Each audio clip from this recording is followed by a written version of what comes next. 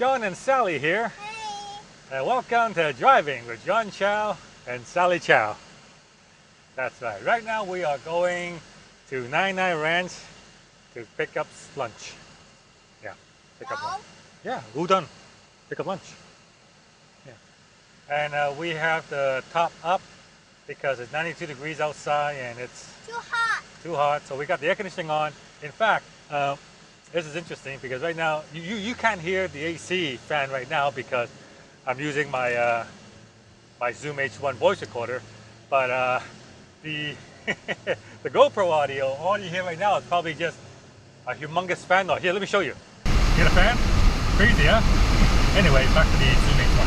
Yeah. So that will tell you, you know, if you want great video, great audio, Zoom H1, great audio, great audio. Anyway, I want to talk about another aspect of increasing conversion and how to increase conversion. And that is called the mini commitment. Now, in psychology, it's also known as the small win. And the small win and the mini commitment are actually pretty much the same thing. It's basically, in order to have someone go for the big commitment, you can't really have someone, you know, just go right to the big commitment. You gotta have them do a small commitment first. Like, you know, like let's say you have a product, and you know your product is expensive, like $1,000. Like, it's really, really hard to get someone to just spend, you know, $1,000 right off the bat. Like, especially if they don't know who you are, right? Like, they don't know who you are. You're trying to get them to spend a couple of $1,000. That ain't gonna happen. Really, it's not gonna happen. However, while they may not do that right off the bat with you, you know, eventually they might do that if you can get them to go for a series of mini commitment. Like in this case, instead of going right for $1,000, you build up to it. Like, for example, you start off by saying, hey, enter your name and email for a free ebook. You're not spending money, I just want your name and email. All right, small mini commitment. Right, they do that. Actually, even before that, I'll give you another example. If you look at one of my landing pages, you will see, you know, for my ebook, you will see there's not even a field to enter your name and email. It just say click here to get it.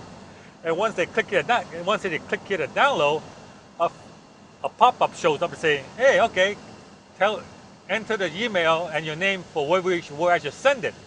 See, that is a mini commitment. The first commitment is to click here to download.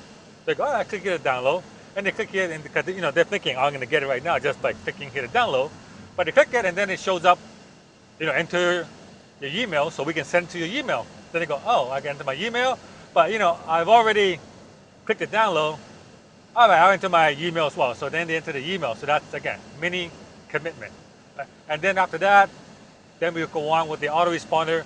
Not going to ask for the big $2,000 sales, but it's going to ask for basically a lower ticket, lower price sale. And I'm just trying to a series of mini commitment leading up to the big commitment. And like I said, in psychology, this is known as the small win. The small win, it's just a small win. It's not the victory, not the main victory they're after, but they're just after a small win. And the major victory is always made with a series of small wins, a small win. And you can see that in the civil rights movement.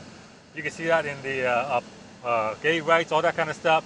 You know, their goal is to get equal rights, but they know that, you know, that doesn't happen. You cannot change the population's mind overnight.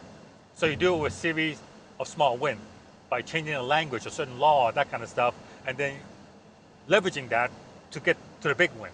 So a mini commitment is the same way. You know, our goal is to get the customer to buy our most expensive product. Okay? But if this is just a lead, we don't know them yet, we need to go for the series of small wins and a mini commitment, right? And even big brands, they do the same thing. Like if you look at the automotive industry, you know, like this is why Toyota created Lexus. You know, you eventually want your customer to buy the most expensive car, but you know, when they're starting out, they must have a Toyota to sell, and then a Corolla, and then they move up and so forth and so forth, right? Same thing with Mercedes. You start with the C-Class, and you go all the way up to the AMG S-Class, that kind of stuff, right? So keep that in mind. How can you institute or integrate a series or mini commitments into your sales funnel. And that is the key to a good sales funnel. A sales funnel gets them to buy the big stuff, but it knows that in order to get them to buy the big stuff, you need to get them to commit to a bunch of smaller stuff first. All right. So hope that helps you guys in your marketing. And give us a thumbs up if you like that episode. Subscribe to our channel. And we will see you guys on the next episode.